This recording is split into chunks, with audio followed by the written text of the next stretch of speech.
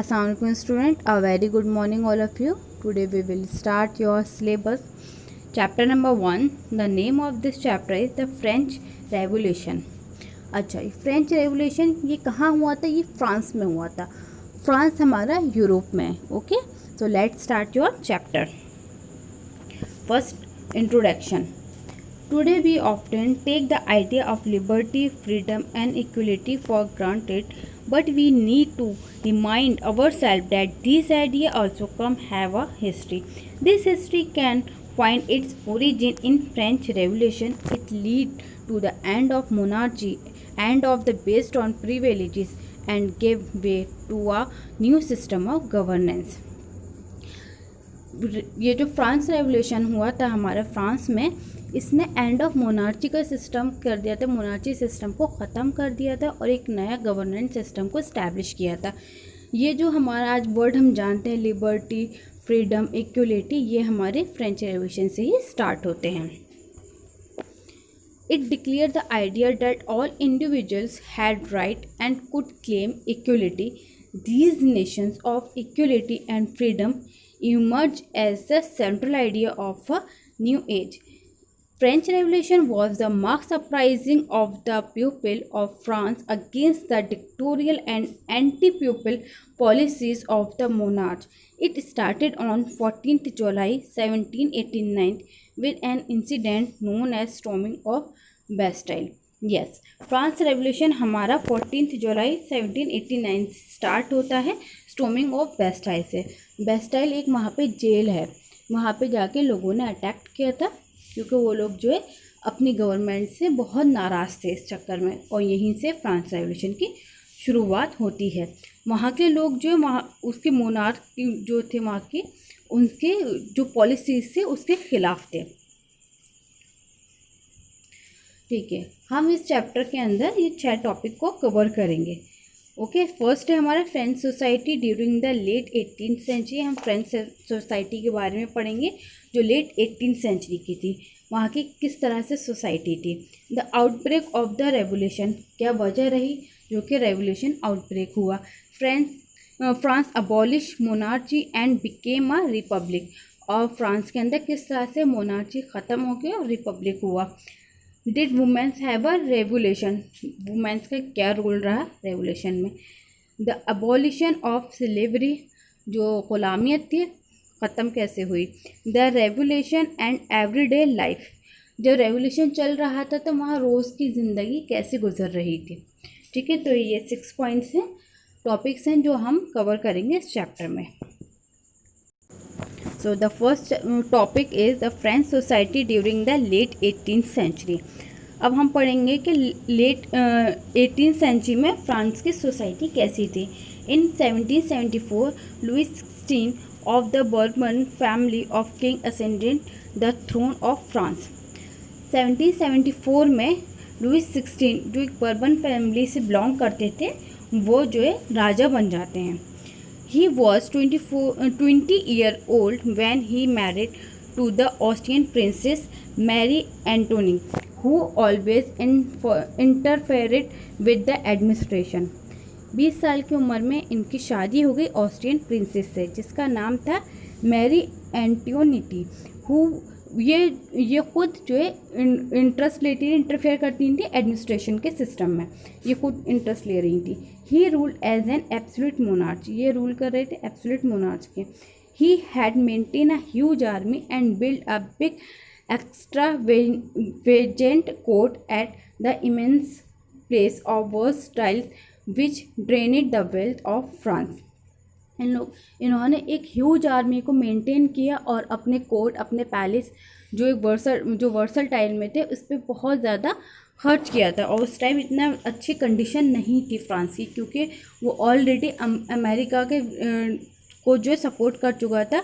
American की war of independence जो हुई थी तो उसमें फ्रांस ने काफ़ी पैसा दिया था और उसको रिटर्न में वो मिला तो नहीं था, तो इसलिए वहाँ की इकोनॉमिक कंडीशन बहुत ख़राब थी. ठीक है, कॉमन पीपल हैड नो से in administration. All bureaucratic post were occupied by the aristocrat. और जितनी भी अच्छी गवर्नमेंट की पोस्ट थी वो सभी पोस्ट किसको थी, एडवोकेट्स को दे रखी थी, एडवोकेट्स पीपल्स को। एडवोकेट्स कौन से थे, जो इनके ख़ानदान से बिलोंग करते थे। Okay, French society in the 18th century was divided into 3 states, clergy, nobility and common people. French जो सोसाइटी थी फ्रांस की, वो 18th सेंचुरी में 3 स्टेट्स में डिवाइडेड थी। सबसे पहले हमारे कैलर्जी आ रहे थे, उसके बाद नोबिलिटी, और थर्ड हमारी थी कॉमन पीपल, जिसमें हमारे टीचर्स, प्रोफेसर्स, क्या कहते हैं आपके इंजीनियर, ये सभी लोग आए थे। शॉपकीपर्स भी आ रहा था उसमें, कॉबलर भी आ रहा था, हर कोई आ रहा था। The member of the first 2 states enjoy privilege by birth. जो फर्स्ट 2 स्टेट्स थी आपकी कैलर्जी और नोबिलिटी, वो बाय बर्थ ही अपने इंजॉय कर रही थी इस चीज़ को। यानी कि कैलर्जी तो वो थे जो कि किंग की फैमिली से बिलोंग करते हैं, और नोबिलिटी जो उनके मतलब रिलेशन में लगते थे, वो लोग नोबिलिटी थी। तो ये लोग तो बस उनके ख़ानदान में वो आग कोई पैदा हो गया, किसी की बर्थ हो गई, तो उसे तो मतलब ऐश ही ऐश करने हैं। तो peasants made up about 80% of the population, however only a small number of them owned the land they cultivated। और 90% पॉपुलेशन जो है बहुत गरीब थी, वहाँ पे गरीब उससे बिलोंग करती थी। About 60% of land was owned by nobles and church which they leased to peasants for greater share in the production। और 60% जो थी वो जो लैंड जो है उनके पास था, नोबल्स के पास था और चर्च के पास था। और लेकिन वो लोग उस पर क्या करते थे, प्रोडक्शन नहीं करते थे, और इनसे करवाते थे। किससे करवाते थे, पुअर से, जो थर्ड स्टेज थी। Peasant were obliged to rendered free service to the lord, to work in his houses and fields, to serve in the army और to participate in buildings roads. और पीसेंट्स को इनके free में इनके घर के काम करने पड़ते थे, और आर्मी भी ज्वाइन करवाई गई थी। ठीक है, तो इस तरह से आप ये देख सकते हैं कि जो पहले शुरू की 2 स्टेट्स जो थी वो लोग तो बहुत खुश थे। उन लोग को कोई ना तो काम करना था, उनके पास ज़मीन भी थी, उनके पास पावर भी थी, उनके पास पैसा भी था। लेकिन जो हमारी थर्ड स्टेट थी, ना तो उसके पास पावर थी, ना उसके पास पैसा था, ना उसके पास ज़मीन थी, और ऊपर से उसको जो है उनके फ्री में दूसरे काम भी करने पड़ते थे। ओके, ये आप देख सकते हैं यहाँ पे किस तरह से डिवाइड हुई हुई है। हमारा फर्स्ट स्टेट है कैलर्जी, कैलर्जी यानी यहाँ पे आप देख सकते हैं राजा हैं। सेकंड स्टेट है आपके नोबिलिटी, ठीक है, ये आपके जो है इनके वज़ीर वगैरह के आप यहाँ पे जो बने हुए हैं वो वही है, आप आइडेंटिफाई कर सकते हैं। थर्ड स्टेट में आपके artisan, merchant, bourgeois, cities workers, peasant, beggars, ये सभी लोग आते हैं, एवरीवन आता है। ठीक है, हर कोई, इसके अलावा जो बचता था वो सब लोग थर्ड स्टेट में ही आते हैं। ठीक है, अभी तक तो हमने जो पढ़ा ये पढ़ा कि फ्रांस के अंदर वहाँ का जो राजा था उसका क्या वो था, वो किस तरह से रूल कर रहा था, और थोड़ी बहुत सोसाइटी के बारे में पढ़ा था। अब सोसाइटी कैसी थी, क्या हालात हो रहे थे, इसके बारे में पढ़ते हैं।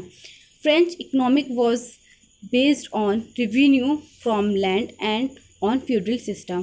फ्रांस की जो इकोनॉमिक थी वो पूरी रेवेन्यू पर डिपेंड करती थी, land and feudal system. Feudal system क्या था, वहाँ पे जो है जो लैंड लॉर्ड्स थे, जिनके जो नोबल फैमिली से बिलोंग करते हैं, उनके पास बहुत ज़मीन होती थी, तो वो लोग खुद काम नहीं करते थे। वहाँ जो थर्ड स्टेट के जो लोग होते थे वो उनके आके काम करते थे।